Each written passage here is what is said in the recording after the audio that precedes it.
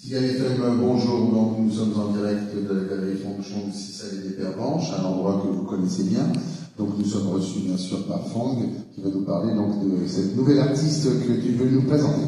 Tout à fait. Bonjour Pascal, bonjour Jean-Pierre. Voilà, je vous présente d'abord notre artiste, l'un de l'artiste qui s'appelle Das Banda, donc qui expose aujourd'hui avec l'autre artiste chinois qui s'appelle Xu Shuixin.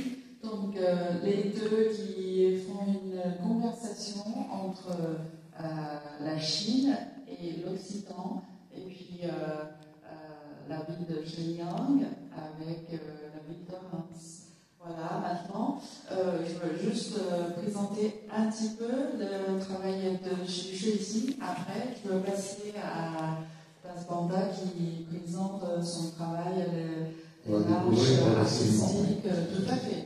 Voilà, donc, l'artiste Xu Shuixin qui est né en 1982, donc qui est expert de lithographie, gravure en Chine. Donc en 2022, il a eu son doctorat à l'université de Kingyonggi, qui est en Corée du Sud. Voilà, donc là c'est... quelques exemples. Tout à fait. C'est une série de lithographies qui parlent de la société de Chine, la société chinoise, de l'époque de construction et destruction. Voilà, entre destruction et la construction. Tout à fait. Destruction. Voilà, bien sûr, on a le côté un petit peu sombre, bien sûr, de contenu, hein, qui est la destruction d'un site, et puis avec un côté, et puis il a mis des douceurs avec des couleurs plutôt douces pour atténuer un petit peu le côté sombre de cette lithographie. Tout à fait. Cette lithographie qui est créée en 2018, donc là qui était exposée dans différentes expositions en Chine et dans le Corée du Sud aussi. Voilà, donc aussi il était collectionné par des musées publics et privés. Bon, maintenant on va passer à notre artiste Das Banda qui est là, qui est très connu à Reims. Il s'appelle voilà. Alors, je vais vous présenter. Présente-toi un peu au public. Donc, je suis Das Banda, artiste plasticien à Reims, pluridisciplinaire. Ce que vous aurez présenté ici pour cette exposition, vous avez autant un tout petit peu de sculpture, beaucoup de peintures qui n'ont jamais été présentées à Reims et nulle part d'ailleurs, plutôt abstraites, un peu de dessin figuratif aussi quand même, parce que je suis quand même avant tout un dessinateur quelque part.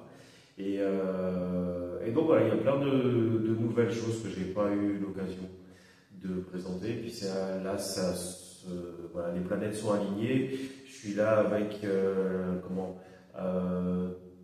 par le fait de la bonne entente entre la galerie qui me représente depuis très longtemps, 3W, et la galerie Fengchang qui sont entendus. Et puis du coup, je peux présenter certaines choses d'un côté et d'autres ici. Et donc, je peux enfin présenter en tout cas le travail de peinture ici.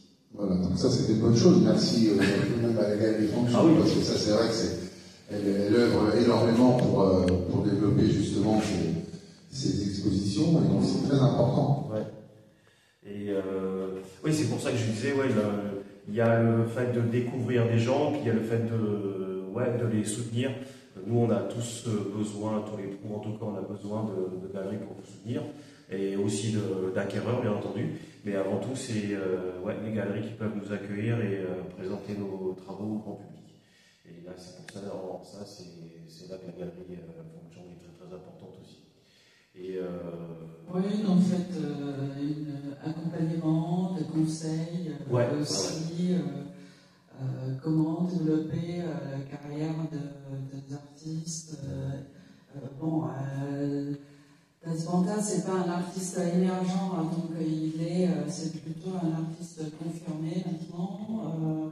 À Reims, en France, je pense, à Reims, tout le monde le connaît, hein, et en France, on commence à bien connaître dans différents lieux.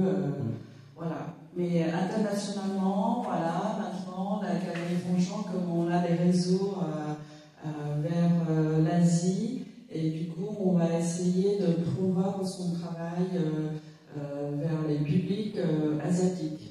Voilà.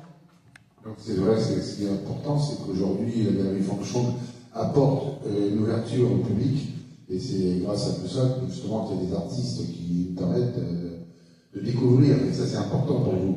Vous avez vraiment besoin de ce support. Bah oui, parce que nous, c'est pas, comme je dis souvent, c'est pas notre métier de faire la promotion et tout ça. Beaucoup d'entre nous, on essaie de le faire, mais c'est un métier à part et on ne peut pas être partout. Vous êtes des artistes, vous ouais, voilà. Et après, il y a des gens qui doivent justement développer ce côté au niveau du public, donc ça c'est important. Chacun s'attache. Chacun s'attache et eux, ils le font très très bien, ils savent comment faire. Nous, on est souvent beaucoup plus maladroits et c'est beaucoup plus lent. Et là, j'avance, on n'a pas de Ils ont le réseau, et justement, l'intérêt, comme disait Franck, c'est que de pouvoir justement apporter avec des contacts avec d'autres personnes, développer ça, et c'est hyper important. Et c'est vrai que vous êtes parti dans une création, de développer quelque chose, mais vous n'êtes pas là pour le commercialiser, ni pour le faire connaître. Donc c'est Franck qui doit s'occuper de tout ça. Ouais, exactement. Oui, c'est comme le titre de l'expo, conversation. On a dans plusieurs domaines de conversation. Par exemple, on fait la conversation entre l'artiste lorient et l'artiste occitan. Aussi, on fait la conversation entre l'artiste et les collectionneurs. Et puis la Galerie Fonchamp, maintenant, depuis 3 ans presque, qui est devenu petit à petit un lieu de rencontre entre les collectionneurs et les artistes. Bien sûr, nous prenons des risques. Chaque nouvelle exposition, on ne sait pas trop comment le public et les collectionneurs, comment ils vont réagir. D'abord, on va, si la galerie qui ne prend pas de risque, je pense à l'artiste qui ne sera jamais exposé, à Reims, petit à petit maintenant, on n'a plus trop de lieux de l'exposition déjà. Et puis aussi une galerie professionnelle qui vise plus haut, qui tire tout le monde plus haut vers le haut. C'est notre conviction, mais c'est aussi notre tâche. Mais nous prenons vraiment beaucoup de risques. Voilà. Et puis, bien sûr, financièrement, et puis du temps, énergie et tout ça, en espérant qu'on peut perdurer et puis accompagner encore plus davantage les artistes locaux ou faire plus d'échanges entre l'Occident et l'Orient. Et pour l'instant, je pense qu'en le contexte actuel, nous avons besoin de tout cela, l'art, dialogue, conversation et compréhension entre différents peuples. Donc je suis très contente de faire cette exposition avec Das Banda, qui fait un dialogue avec l'artiste chinois, qui aussi dialoguait à l'ancien, à l'époque, avec la société actuelle. Voilà. Donc c'est très bien résumé, puis c'est vrai que justement ça permet de nous ouvrir au public, de nous ouvrir au monde actuel, parce que là, il y a quelque chose d'important, et actuellement, quand on voit un petit peu tout ce qui se passe, les gens ont besoin de ça. Et donc là, c'est vrai que la Galerie Fonchamp, je réalise bien les choses, et donc de pouvoir mettre les artistes en avant, et le public qui vient justement pour découvrir tout ça. Donc c'est un beau travail. Donc on va continuer, on va développer un petit peu, et puis voir donc toute cette exposition. Mais bon, on vous dit surtout, il est très important de venir à la galerie Fongchong ce soir pour le vernissage, qui est très important. N'oubliez pas que c'est 6 allées des Pierres Blanches à Reims et qu'il est très très important de venir justement pour découvrir ça en direct. Voilà, donc là c'est 2 grands formats de film qui dialoguent bien avec les œuvres aussi de Das Banda, voilà, qui est le côté bien sûr de figuratif contemporain avec l'abstrait un petit peu brut des mouvements de Das Banda. Hein. On continue de suivre le mouvement aussi qui est vers là-bas. Donc c'est comment dire, notre scénographie qui est très bien étudiée aussi dans le sens il y a une logique, il y a un ensemble de choses. Voilà. Donc maintenant, c'est le mur principal de la galerie, donc avec les différents œuvres de Das Banda. Voilà, je te laisse parler. Tu peux commenter, c'est bien d'expliquer un petit peu et comment tu es venu à cette création. C'est un travail que j'ai commencé il y a très longtemps aux Beaux-Arts.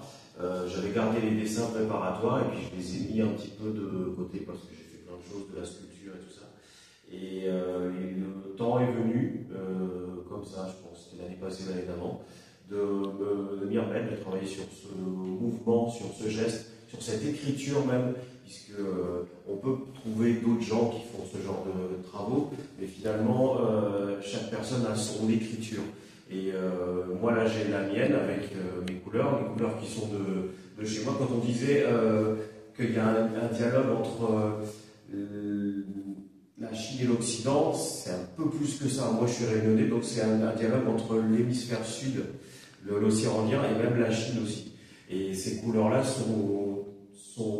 viennent vraiment de ma culture d'Ilien, de tropicale quelque part. Et les choses sortent petit à petit. Tout est. C'est typiquement le genre de couleur qu'on peut trouver soit dans la nature, à La Réunion par exemple, soit sur des vêtements, parce qu'on porte quand même assez souvent des vêtements colorés. J'espère qu'on m'entend pas. Oui. Et puis après, le travail sur le geste, ça vient bien sûr de l'étude de l'histoire de l'art. Plein de gens avant moi l'ont fait. Je pense à Soulage, je pense même à Pollock d'une façon différente. Il y a d'autres artistes qui faisaient des très grands formats.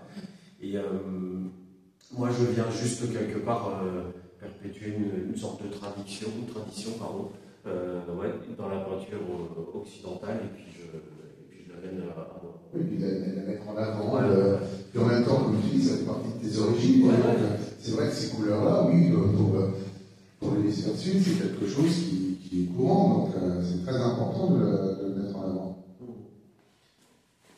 Voilà, donc, on continue.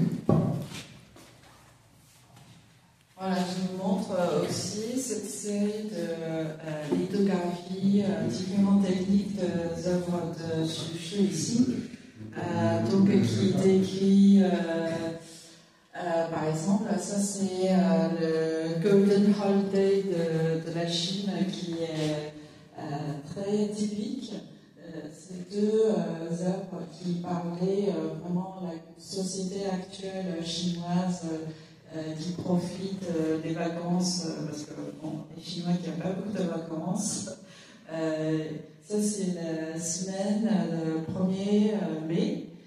Et il y a 2 grosses vacances en Chine. C'est une semaine, 1er mai, et une semaine, 1er octobre, les fêtes nationales de la Chine. Voilà, donc du coup, qui fait qu'on a beaucoup de public qui, en même temps, dans un lieu, qui se trouve dans un lieu, du coup, on voit beaucoup de Chinois qui est partout, dans tous les sens. Voilà.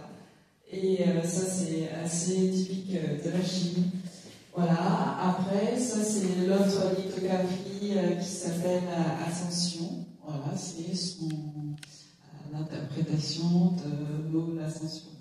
Voilà. Après, on a aussi cette œuvre qui est vraiment un mélange de la contemporanéité avec le paysage traditionnel chinois qui est très typique dans des œuvres traditionnelles chinoises. Par exemple, le canard, c'est vraiment un artiste, je ne me souviens plus, qui est très connu, qui est hollandais, je pense, et qui a créé une grand canard jaune au bord de la mer de Hong Kong qui s'est carré pendant très très longtemps. C'est un événement qui tous les artistes chinois ou asiatiques qui connaissent parce que c'est impressionnant. Du coup, lui, il a intégré ces petits canards dans un paysage chinois. Traditionnel chinois. Voilà, on continue. Voilà, cette pièce aussi qui est davantage des œuvres d'Asbanda. Je lui laisse parler. Alors oui, là on est dans la scène un petit peu plus très figurative où il y a un peu des univers que j'ai pas pu présenter beaucoup ou pas du tout. Typiquement tout ce qui est dessin comme ça de petits personnages un peu frénétiques. C'est une série qui est un peu grosse où ça arrive un petit peu après 2020 où il faut aller libérer un petit peu un peu la puissance qui était restée en veille l'année d'avant. Et ouais, là on peut déjà sentir aussi le lien que je peux avoir avec l'Asie dans ce dessin un peu à l'encre, au stylo, en noir et blanc. Et c'est pas un hasard quelque part si j'atterris aussi dans la galerie Fangchong, c'est que ouais, j'ai ce petit côté, là aussi de travail à l'encre, de travail très fin quelque part. Et même si bon voilà, les sujets sont les miens. Vous allez avoir ici par exemple un travail sur le geste qui me rapproche un petit peu plus encore de l'Asie avec de l'encre de Chine sur une toile et pour le petit truc qui ramène les choses à l'océan Indien, c'est fait avec un pinceau qui est en palmier dattier, qui est fabriqué par un artisan chez moi à La Réunion, qui habitait à 20 minutes de chez moi dans le sud. Et donc je me sers de ce balai comme d'un gros pinceau et donc je travaille vraiment comme les calligraphes chinois, c'est-à-dire en appuyant plus ou moins, on lâche plus ou moins d'encre et donc on a une trace qui est maîtrisée avec des pleins et des délis là où on veut. Et donc c'était ça, j'ai transposé leur technique avec un outil qui n'a rien à voir, mais voilà, j'ai réussi à trouver une expression. Tu exploites aussi, explorer différents outils aussi, tronçonneuse, et puis aussi y compris les balais et tout ça. Et il n'y a pas que les stylos, les dessins, les pinceaux, il y a aussi différents médiums, matières, les outils aussi. Donc c'est ça qui crée la richesse des œuvres d'Asbanda. Voilà, et aussi différents univers. Voilà, ça c'est très minimalisme que j'adore de ces œuvres d'Asbanda. Mais à côté, c'est aussi ces œuvres qui sont très contemporains avec des médiums très différents. Oui, c'est beaucoup plus, si on prend les portraits sont plus chargés. Ça, c'est le côté, ce côté que j'avais déjà au Beaux-Arts et puis que j'ai aussi quand je fais des choses dans la rue, parce que je fais un petit peu des trucs dans la rue depuis un certain temps. Et ouais, ce côté très très vif, très très expressif que j'essaie de canaliser sur une toile, ce qui est assez compliqué. Voilà. On voit ça aussi un petit peu, par exemple, la manière que tu réalises ces deux portraits, un petit peu aussi dans le Francis Bacon, de différents gestes, bien sûr, mais vraiment, on fait un contraste entre vraiment le minimalisme d'Asie qui est chargé d'émotions, de matière de l'Occident. Voilà, ça on fait une sorte de conversation et entre les propres travailleurs d'Asvanta. Ouais, c'est exactement ça. Moi, mes travaux, ils peuvent avoir du mal à discuter, mais c'est vrai que comme je passe d'un univers à un autre, il y a des choses qui peuvent s'opposer, et à la fois, si on regarde la trace et le geste, on le retrouve, par exemple, ici. Et on le retrouve là, ouais, c'est important pour la matière, bien entendu, mais ça me vient aussi de l'histoire de l'art, des choses que j'ai pu étudier, le grain, l'épaisseur de la peinture, tout ça c'est important.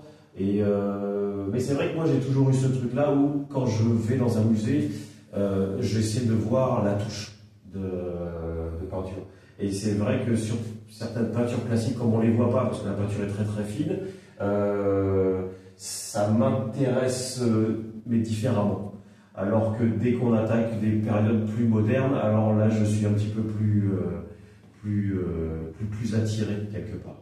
Après, ici, on a la partie de mon travail qui est vraiment art premier, qui est ce avec quoi on m'a souvent connu quand j'ai commencé. Il y a autant du dessin que beaucoup de sculptures. La sculpture étant plutôt à la galerie 3W. Vous en avez ici quelques exemples des choses plus petites qui peuvent aller plus facilement chez les gens. C'est des sculptures souvent, très souvent à la tronçonneuse, dans du chêne ou dans de l'épicéate. J'utilise toutes sortes de bois de récupération. J'en achète jamais. Ça c'est une ligne de conduite. Et les dessins qui vont avec, qui eux sont plus colorés, qui eux rappellent autant, qui peuvent aussi rappeler, oui, par certains accents, l'art, on va dire, ouais, les arts premiers ou chinois ou précolombiens ou africains surtout. Brut. Oui, ou encore que brut, c'est encore différent. Ouais. Surtout polynésien, parce que la première influence, ça a été elle vient d'une interrogation, et je me suis dit, bon, alors moi je viens d'une île, il n'y a pas d'art statuaire chez moi, donc je suis allé regarder sur une île où il y en avait encore, où il y a toujours eu. Et donc ça a été assez facile d'aller vers les Polynésiens et l'Océanie en premier, et puis vers l'Afrique, la Précolombie, l'Inde et la Chine aussi après, pour certains accents. Ok, du coup on continue sur les deux œuvres qui restent de Xu Yixing. Sur ce lido, voilà, le titre c'est The Boat. Donc voilà, là on voit vraiment comment toutes les références, et puis qui est à la fois chinoise, à la fois universelle, parce que voilà, on voit beaucoup de cochons en bas.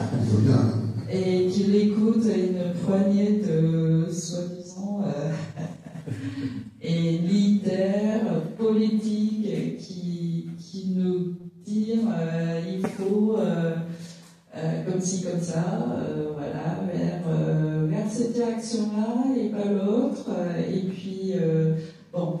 Voilà, qui reflète très bien aujourd'hui le contexte politique ou géopolitique du monde. Voilà, c'est ça en fait, à la fois chinois, à la fois voilà, universel, et parce que en fait, pourquoi cochon et pas mouton, hein, mouton c'est en France, mais en Chine c'est cochon. Voilà. Après, on regarde cette œuvre aussi qui est très actuelle, qui s'appelle Le Bombe. Oui, qui est assez récent. Voilà, donc là, l'œuvre en elle-même, il suffit de parler de contexte actuel. Voilà, il reste encore un dernier dessin de Fassbender. Je te laisse parler. Merci. Là, ça vient d'une série de portraits, c'est assez récent. Il y a un petit mélange de techniques entre de l'encre et du fusain. J'en ai présenté qu'un seul ici, parce que, comme je disais tout à l'heure, à la vitesse à laquelle je travaille, je peux jamais tout mettre.